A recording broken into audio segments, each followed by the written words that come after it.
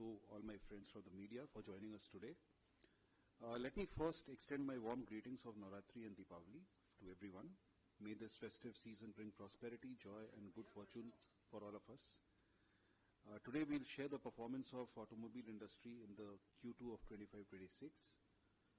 Before we get into the discussion, I would request Rajesh to make a presentation on the Q2 performance of the automobile industry for 25-26. Thank you, President. So I will make a brief presentation, as always, on the Q2 performance of the auto industry. So this slide essentially captures the domestic sales performance of September, then Q2, and also H1. In a nutshell, it just captures that. And if you see the second last column on the right-hand side, you can see the growth which is there in all the three months. So September has clearly seen 4.4% growth for PVs, 5.5% growth for three-wheelers, and 6.7% growth for two-wheelers. It is clearly the highest ever growth in all the three segments in the month of September. If you look at Q2, again second last column, if you look at Q2, 1.03 million PVs, it's a minus 1.5%. It's a slight degrowth, but 8.3% growth in CV, 9.8% growth in three-wheelers, and 7.4% growth in two-wheelers.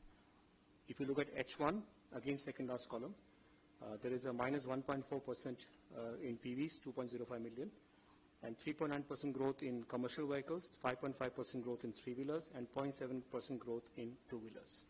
So this slide captures it in a nutshell.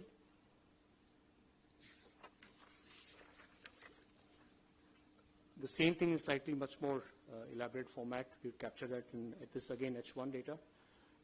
As mentioned, it is minus 1.4% in H1 for PVs, 2.05 million, 0.7% growth in two-wheelers, 10.23 million. Three-wheelers is 5.5% growth, which is the highest ever sales in H1, 394,000. And commercial vehicles is 3.9% growth, 464,000. So three-wheelers is the highest ever sales in H1.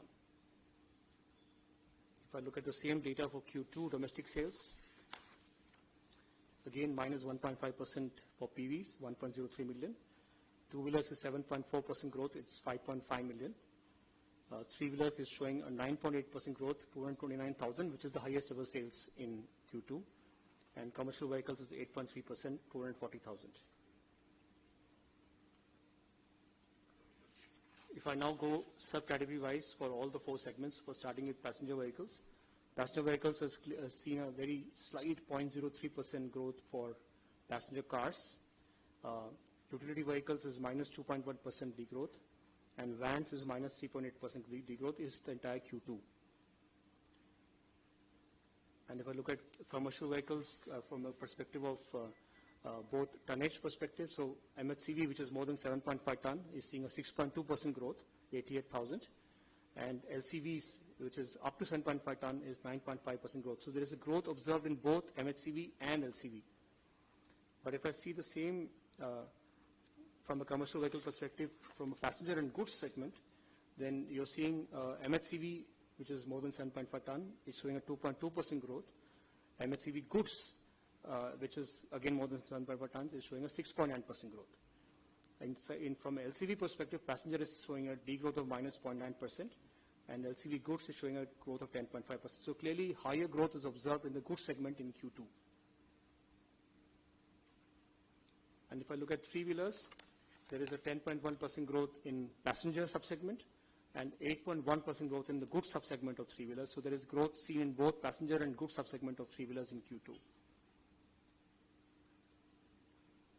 If I look at two-wheelers now, two-wheelers is showing very good growth in scooters, is 12.4% growth, 2.06 million.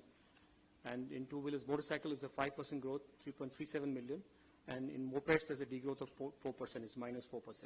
So scooters has clearly posted a very good growth in Q2, 12.4%. And of course, motorcycle is showing a 5% growth.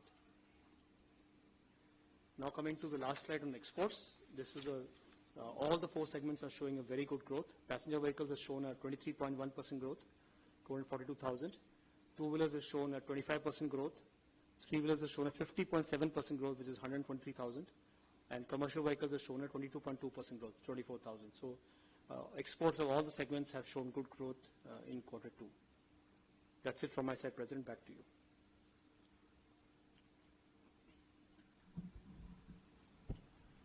Thank you, Rajesh. The Indian automobile industry recovered well in quarter two of the financial year 25-26, showing renewed momentum after a relatively flat first quarter. Passenger vehicles, as Rajesh presented, that it marginally degrew by 1.5% as compared to quarter two of last year. However, the segment showed clear signs of revival in September 25, which was supported by, as you all know, GST reduction, improving consumer sentiment, and the early onset of the festive season.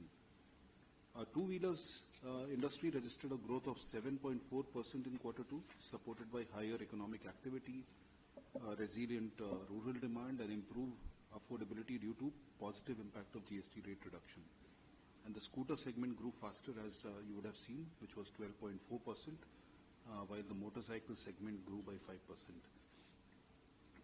Three-wheelers posted their highest ever quarter two sales, growing by nearly 10%, especially driven by the passenger carrier subsegment, and growth was supported by urban mobility demand and easier financing options. Commercial vehicles grew by 8.3% during the quarter, with growth being broad-based across segments. MNHCV benefited from strong freight movement, while LCVs saw improvement due to robust intra-city logistics and construction activity.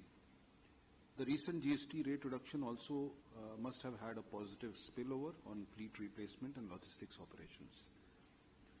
Also wanted to specifically talk about domestic sales for September, which saw major increase in offtake of vehicles post 22nd September when the new GST rates became effective.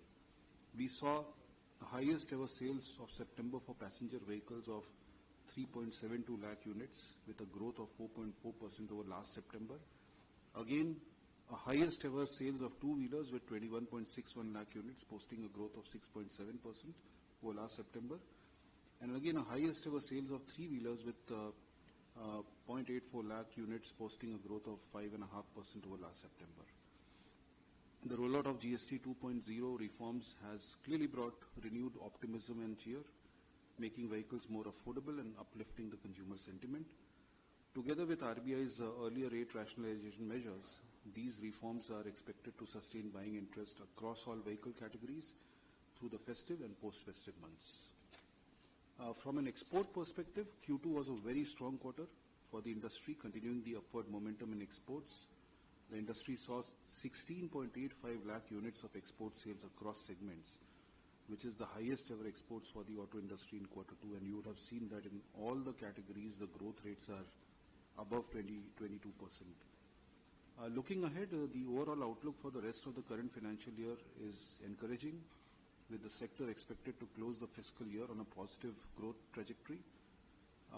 And that's broadly the update. And may I now request Rajesh Menon to moderate the question and answer session. Thank you. Thank you, President. So we will now start our question and answer session. So may I request our media friends to raise their hand, and why don't we start here? You have a mic? Yeah, go ahead. So just one question. Passenger vehicles were slightly negative in Q2. When do you expect the sales to turn positive? And is there, after the GST bonanza, are you revising your yearly forecast?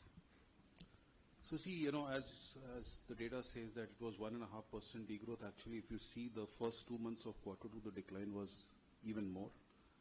But in September, we saw the revival with 5% plus growth. And that's an indication that there is a revival that one can expect now. Just to see more lead indicators rather than, the offtake, which was severely hampered because of logistics issues also, because you had only 8 days to do the offtake because of the GST transition. Otherwise, the growth could have been much better.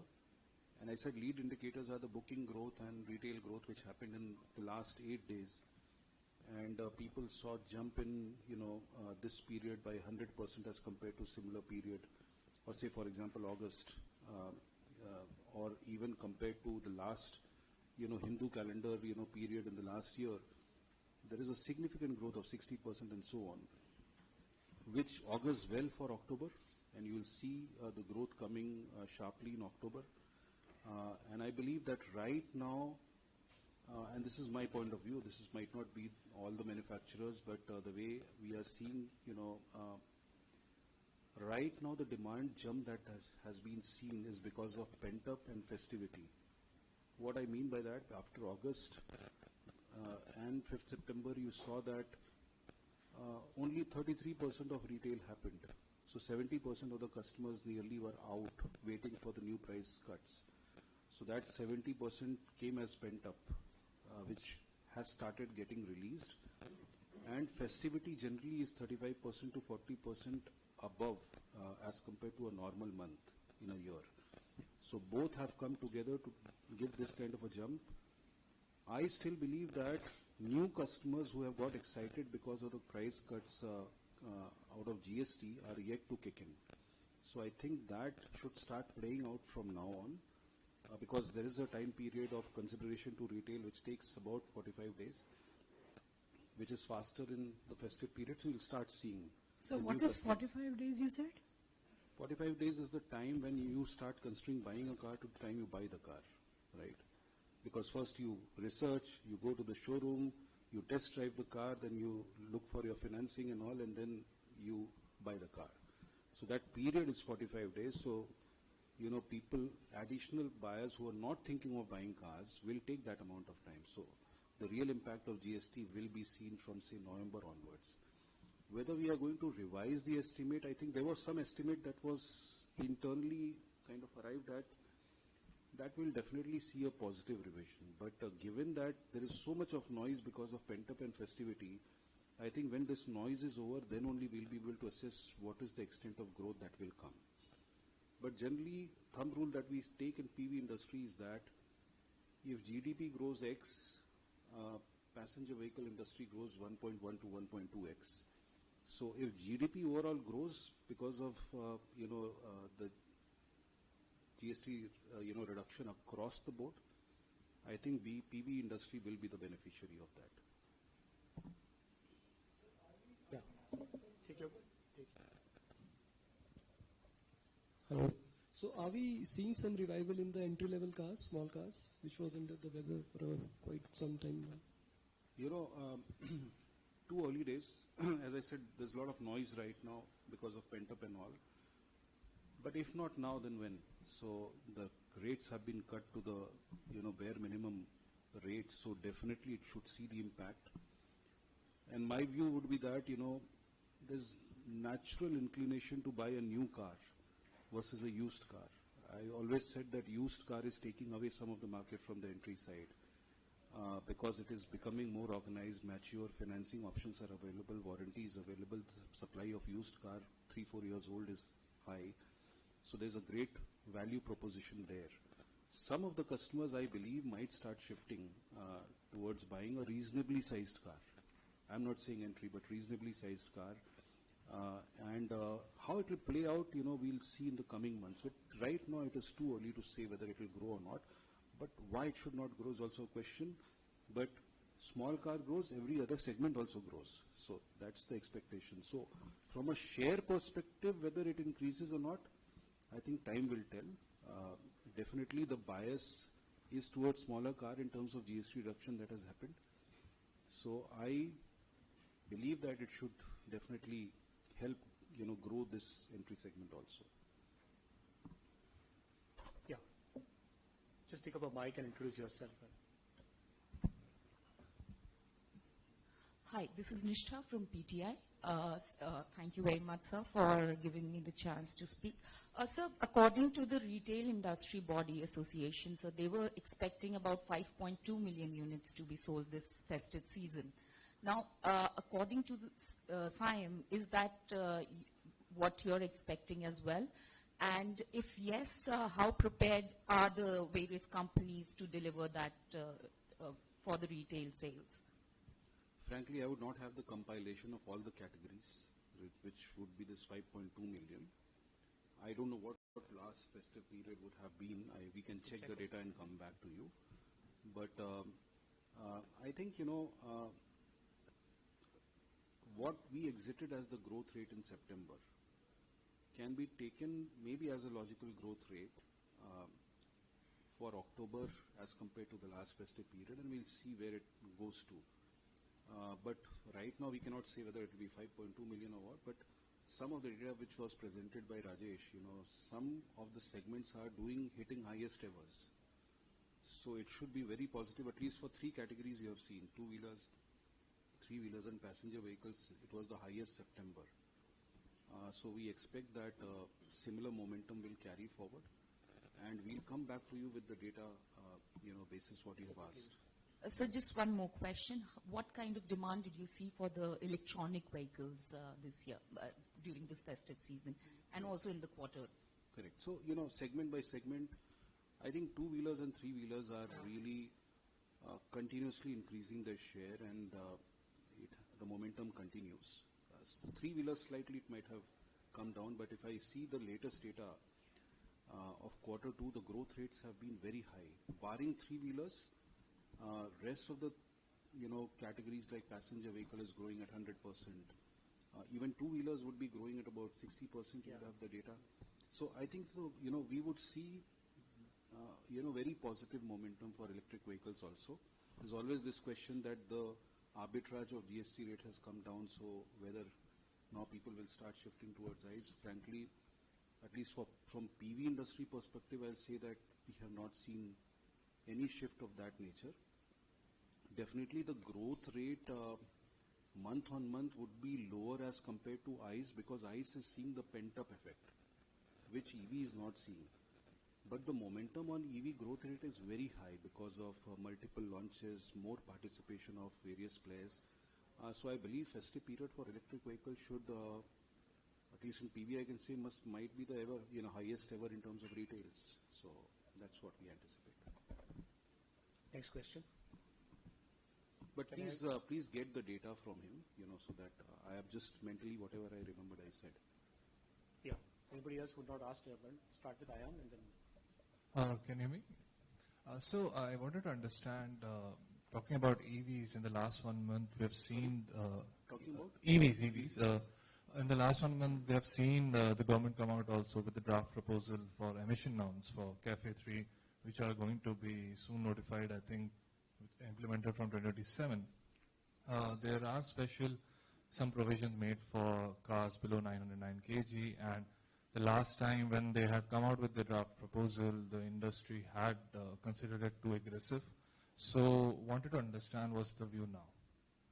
See, we have just received, few days back the proposal of BE, basis the submission that we had given in December 24. We are yet to internally deliberate and align on that. I don't want at this stage of the discussion, till we don't represent ourselves, to talk anything about that. So we'll only discuss when we have had a consensus internally. Next question. Anybody else? Yeah. Why don't you come back to you? So April to September, utility vehicles had a marginal growth, 0.7%, but July to September, there's a degrowth. So where does this align with this increasing SUVization and premiumization narrative that we've been hearing from a lot of car makers? And you would have added that, you're seeing actually the cars growing, right? That is what the data showed. You would have said that possibly it's a reversal of trend or what. No. See, don't read too much into this data, because these degrowth and growths are fraction of, you can say it is flat, rather I would say. If you see 1.5% decline in utility vehicles and 0.2, 0.3% increase. So it's not very material, right, that way. But what it clearly signals is that possibly the shares of as a part of total TIV is stabilizing. You are seeing SUVs growing from 29% share, 5-6 years back to 56%. Now possibly it is saturating, right? And I'll say why it is saturating. So what is saturating according to you? Share. Yeah, so share. Share of SUVs. So SUVs as a share of TIV has grown from 29% to 56% in 5-6 years time frame. That might be stabilizing. Globally it is stabilized, generally stabilizes between 50 to 55%. And hatches, and sedans would have de-grown from say 50% to 30% or whatever. Hatches have de-grown from 46 to 22. That also might be now stabilizing. Now why so? Because see, there were a lot of launch activity in the SUVs. And those launch activity cycles have possibly got completed. And that's why you're seeing stabilization of volumes in these areas. That is how I would read that. I don't see any alarm bells as far as SUV growth is concerned. Now, the pent-up of demand for SUVs is over. The product cycle is more stable now. And therefore, you are seeing that now it is pretty much mimicking the growth of overall PV industry. Anybody else who's not asked a question as yet? Yeah, just introduce yourself and then ask. Arshad this side, so from NIE. I want to understand, will the industry take a price hike in January, and to what extent it might reduce the benefit that took place because of GST cut?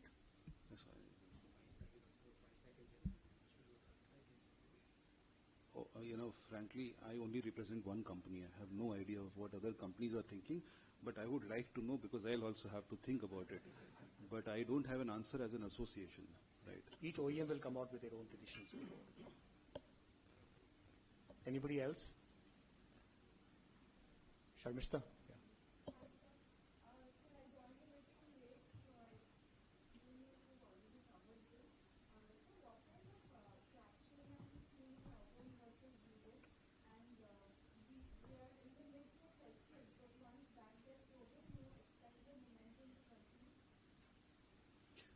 Yeah, so I think, urban was pretty stable. Rather for two-wheelers, it was more strong, which was getting reflected in greater than 350cc vehicles. So rural was, I have seen off late it has started showing signs of strong growth. And given that now we had a good monsoon barring, some of the areas which received, rainfall more than what was needed. I think and marriage season also coming in, I think rural areas should be doing, showing robust growth in the coming months. So that also answers maybe the second part of the question also, that at least rural definitely is going to show growth.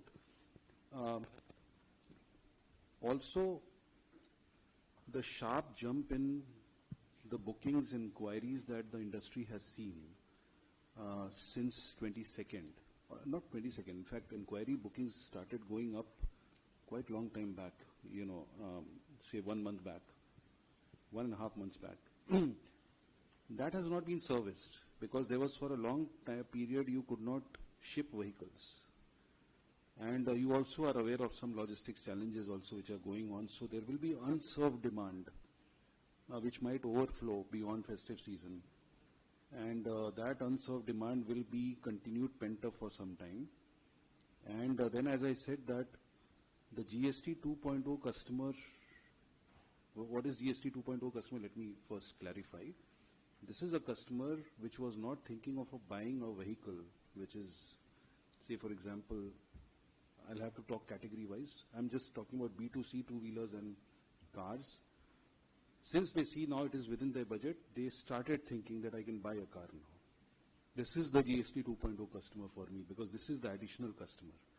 Rest what you are seeing is that somebody who was already in the market, had a certain budget, possibly the person has upgraded himself or herself to a higher segment car or a higher feature-rich variant. That is the movement that you are seeing. The real GST 2.0 customer will start coming from now on, and therefore that should also, on top of the carry forward of what could not be served in the festive period, will top it up. So I am optimistic about the demand sustaining. Also the logistics issue will get streamlined after this huge overload which has come.